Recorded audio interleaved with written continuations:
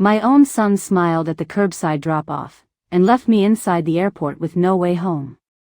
I stood under the harsh white lights of Louisville's terminal, clutching a purse that suddenly felt too small to hold my life together. The floor was polished so bright it reflected my shoes, and I remember thinking, plain as day, that I looked like a woman waiting to be claimed from a lost and found. My son, Dylan, had already blended into the crowd, shoulder to shoulder with his wife, Kelsey, and their 2 kids bouncing with vacation energy. They didn't turn around. Not once. And I didn't chase them. Not yet. I had come believing I was part of a family trip. A reset, they called it, a chance to get me out of the house after my husband died. You ever notice how people use gentle words when they want you to move without asking questions? Reset. Fresh air. Change of scenery. As if grief is something you can shake off like lint. I walked up to the airline counter with my printed itinerary, the paper already soft from being held too tightly. The agent tapped her keyboard, then tapped again, slower this time.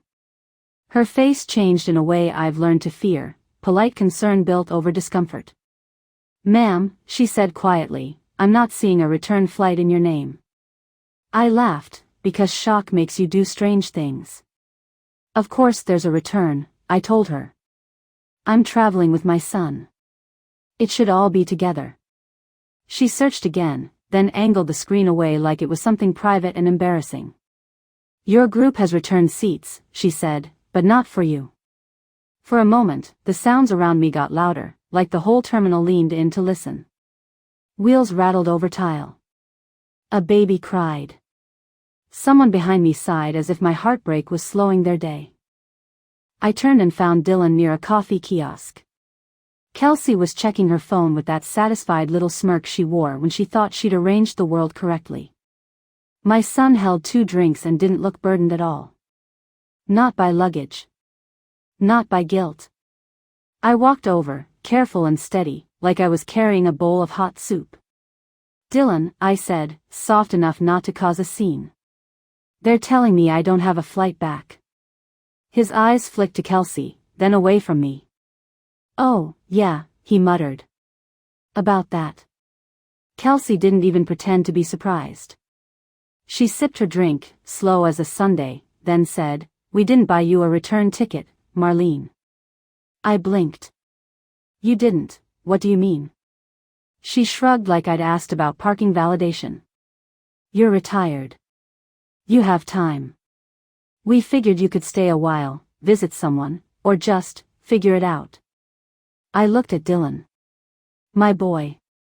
The baby I rocked through colic, the toddler who used to crawl into my lap with sticky hands and say, "Don't move, Mom, you're my chair." He stared past my shoulder at a departure screen, as if the answers might be scrolling in blue letters. "Kelsey," I whispered, because my throat had gone tight. "I didn't bring extra medicine. I didn't pack for that. I'm not set up." She tilted her head. "There are stores. You ever feel yourself shrink in real time, right there in public? Like your body is trying to fold up and disappear?" My face burned, but my eyes stayed dry. Pride does that when it's cornered. Then I realized the worst part. "Where's my suitcase?" I asked, and even the way I said it sounded younger than I am. Dylan's jaw tightened. Kelsey answered for him. "We checked everything together at the curb," she said. "It was easier. We'll get it to you later." "Later?" My voice cracked. "So I have no flight back, and I don't even have my clothes?" Kelsey's smile thinned. "You wanted to come. This is what we could do." Dylan finally looked at me, and in that second I saw something hard and cowardly behind his eyes. "Mom," he said, low, "please don't make a thing out of this. The kids are excited. Don't make a thing out of it." As if being stranded is a mood I could choose. Kelsey hoisted her expensive carry-on, the kind with smooth wheels and a shiny logo, and nodded towards security. "We're boarding soon," she said. "You've got your phone. Call somebody." And then they walked away. Just like that. I stood there with my purse strap digging into my shoulder, watching the back of my son's head disappear into the moving crowd. I could have screamed his name. I could have begged. I could have chased him to the checkpoint like a woman in a bad movie. But I didn't. Because under my bra strap, taped to my skin like a secret, I had a business card I'd kept for years. And in the side pocket of my purse, tucked beneath peppermints and tissues, I had something my husband once called my quiet insurance. They thought they'd trapped a grieving old woman. What they didn't know was that I'd already made an appointment, and I wasn't going to the gate. I found a bench near the big glass windows and sat down slowly, spine straight, hands still. A plane rolled past outside, enormous and uncaring. I watched it like it was someone else's life. Have you ever been abandoned in a place where nobody knows your name? Airports are full of reunions and goodbyes, but when you're the one left behind, it feels like the whole building is designed to remind you you're alone. I took out my phone and stared at the screen. My contacts list looked smaller than it used to. My husband, Ray, was still in there even though the number led nowhere that mattered. Ray died 2 months earlier, on an ordinary Thursday, the kind of day that doesn't warn you it's about to split your life in half. He was making toast. Singing off-key. Arguing with the radio like he always did. Then the mug slipped from his hand, and the sound of it breaking was the first loud thing in a chain of quiet days. The funeral came and went like a storm you can't remember walking through. People hugged me and said the same sentences. He's in a better place. He wouldn't want you sad. Call if you need anything. And then they all went home, and I was left with Ray's slippers by the bed and his jacket still on the hook by the door. In the weeks after, Dylan came by twice. Twice. My son lived 20 minutes away. The first time, he looked uncomfortable, like grief was a smell he didn't want on his clothes. The second time, he brought Kelsey, and she brought solutions. We've been talking, she said, voice syrupy. You can't stay cooped up. You need a trip. Dylan nodded like a bobblehead. Come with us, Mom. The kids will love it. It'll be good for you. Good for me. That phrase again. Like my heart was a houseplant that needed sunlight. I wanted to be asked because they loved me, not because I was inconvenient in my own home. Still, I said yes. Do you know why? Because loneliness is persuasive. I opened my jewelry box that night and found Ray's anniversary watch, the one he stopped wearing when his wrist got too thin. I held it, feeling the weight of years. By morning, I'd sold it. Not because I needed to, but because Kelsey had said, we're all pitching in, and I wanted to believe I still belonged in the word all. I gave them cash and never asked for details. That's what trusting mothers do. We hand over love like it's endless, and we don't keep receipts. Until the day you're standing at an airline counter being told you don't exist on the return list. Back on that bench, I watched families pass me with matching backpacks and neck pillows. A couple argued in whispers. A little boy dragged a dinosaur suitcase by one strap. Life kept flowing around me, and I realized something sharp. Humiliation is a private event that happens in public. I reached into my purse and touched the small envelope hidden there. Cash. Not much, but enough to move. Ray insisted I keep it, years ago, after a neighbor got cleaned out by a relative who helped with her bills. Promise me, Ray said then, you'll always have your own exit. I promised. And thank God, I listened. I pulled out the business card. A local attorney named Grant Holloway. He and Ray went to the same high school, back when Louisville still felt like a collection of front porches. Grant had helped us set up our will years ago, when we were younger and foolish enough to think love automatically made people honorable. My finger hovered over the call button. What kind of mother calls a lawyer before she calls her son? The kind who has finally understood the truth. I pressed call. When Grant answered, I didn't waste breath on greetings. I need to revise my estate documents, I said. Today. There was a pause. Then his voice softened. Marlene? Are you safe? Not comfortable, I replied, but safe enough to sign papers. He didn't ask for gossip. Good lawyers and good friends know when questions can wait. Come to my office, he said. I'll make room. I stood, legs unsteady but working, and walked outside to the pickup lane.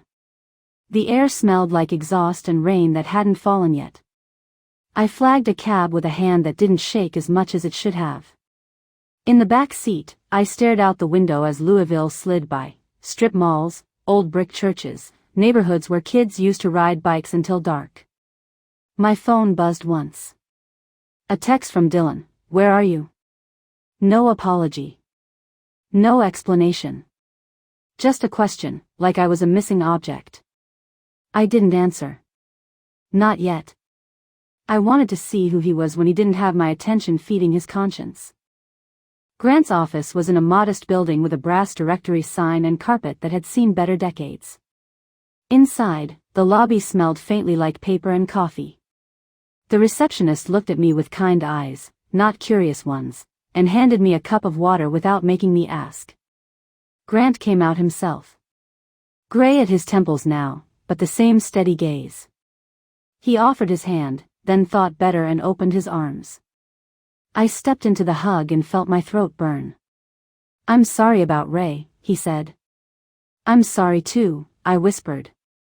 But I'm here because of Dylan. Grant led me into his office and shut the door. The click of that latch sounded like protection. He laid out our old paperwork and slid a pen toward me. Tell me what you want, he said. Have you ever tried to say something that makes you feel like you failed? Because that's what it felt like, admitting my son had become someone I needed legal distance from. I want him removed, I said. And I want it done in a way that can't be argued later. Grant nodded once, slow. All right. I took a breath. I also want my assets to go somewhere they'll do some good. Somewhere that helps older folks who get used up by family. He didn't flinch. You have something in mind? I do, I said, pulling a folded brochure from my purse. Months earlier, at the community center, I'd picked it up and nearly thrown it away.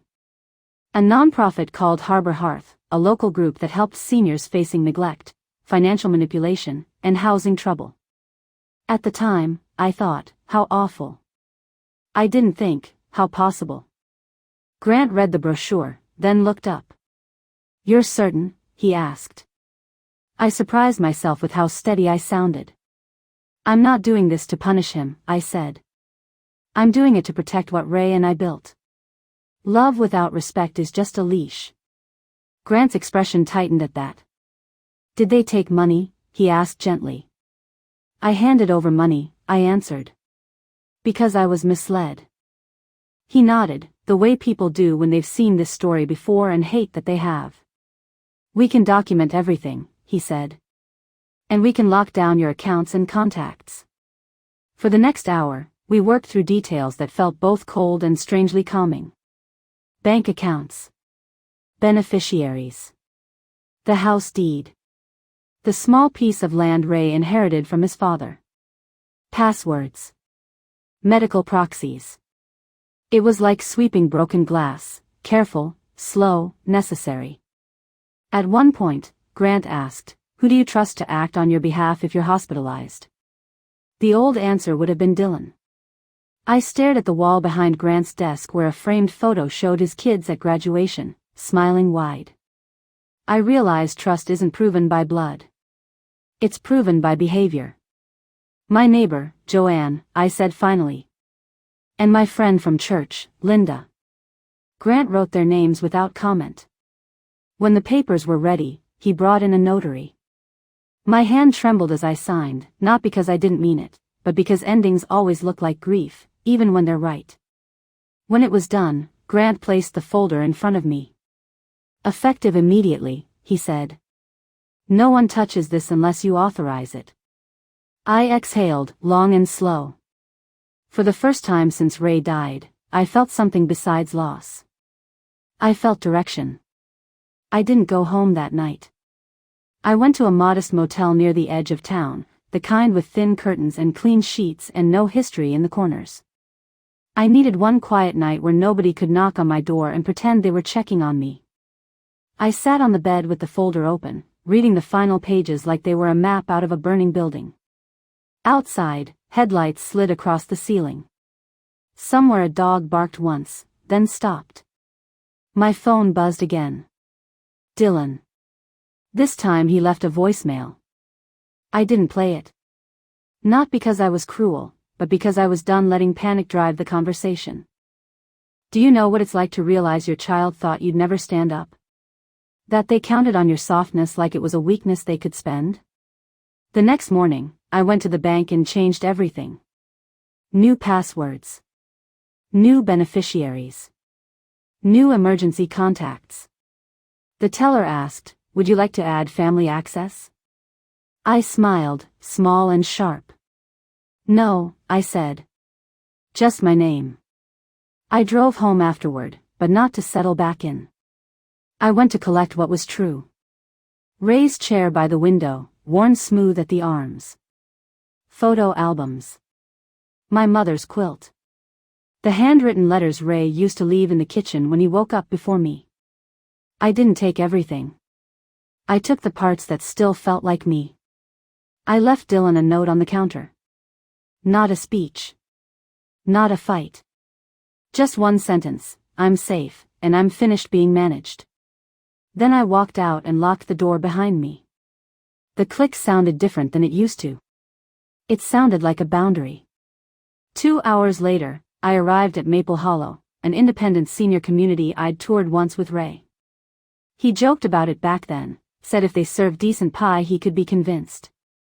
The place smelled like lemon cleaner and fresh coffee, not like bleach and sadness. Windows everywhere. Warm wood floors. A little library with a puzzle in progress on a round table. The director greeted me like I mattered.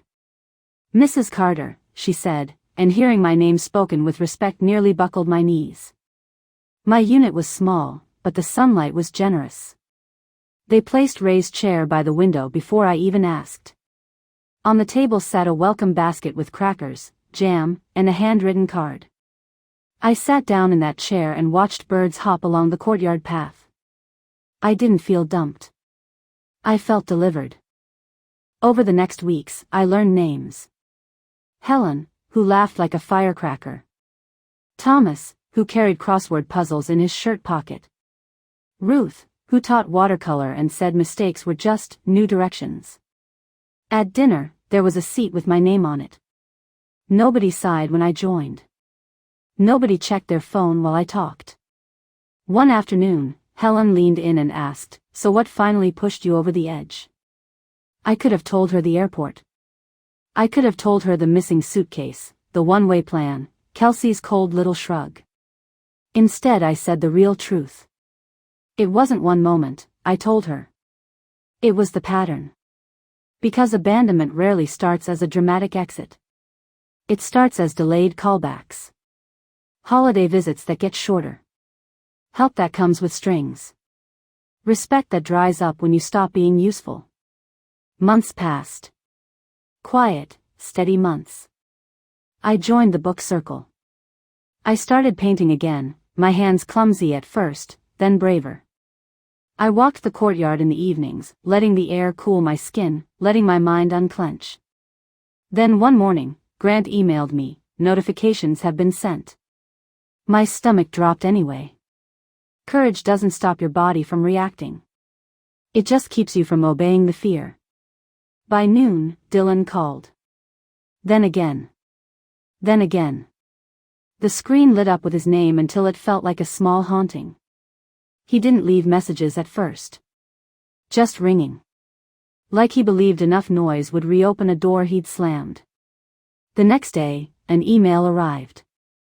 Subject line, "Please, Mom."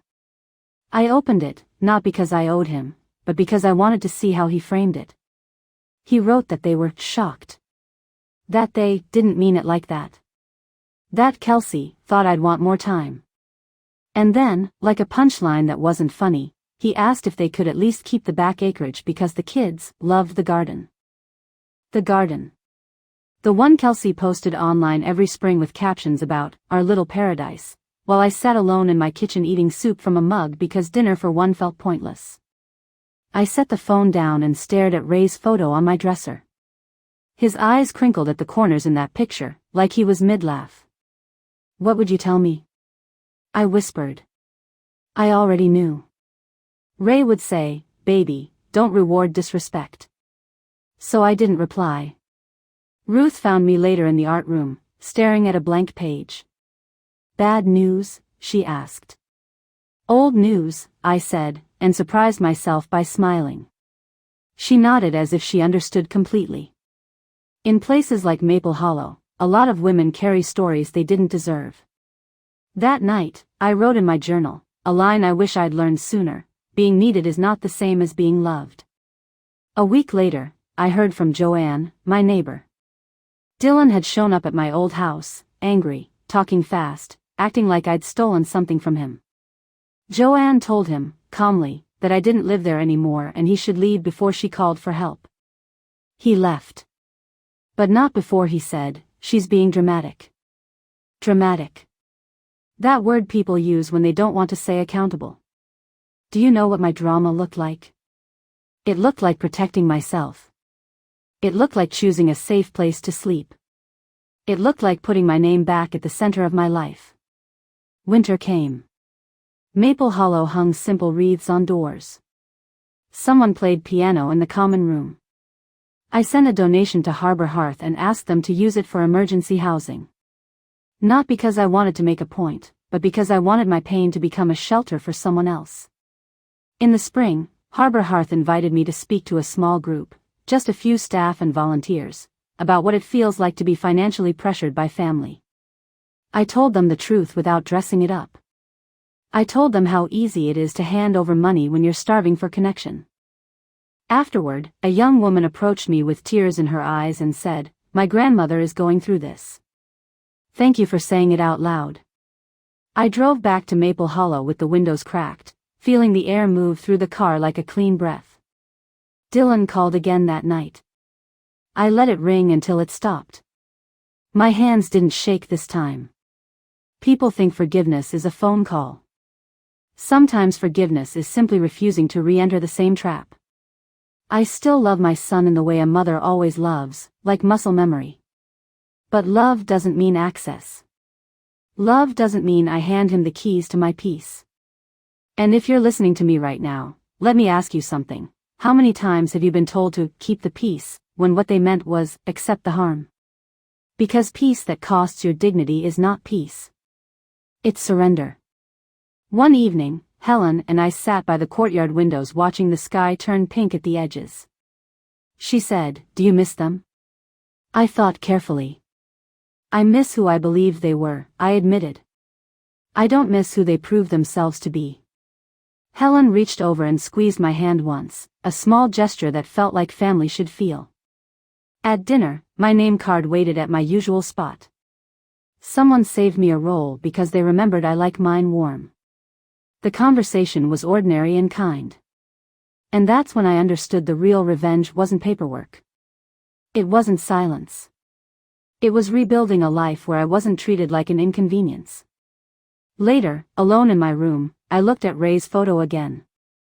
"They thought leaving me at the airport would break me," I whispered.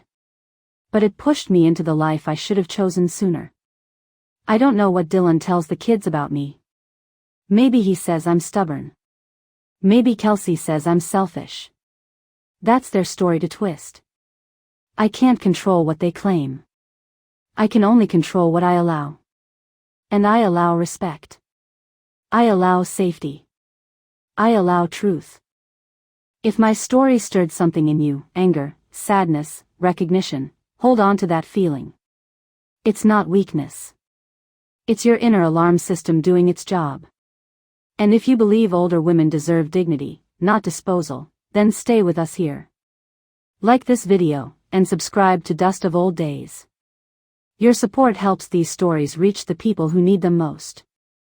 Because no matter what anybody told you, your life is not over when someone decides you're inconvenient. Sometimes that's exactly when it finally begins.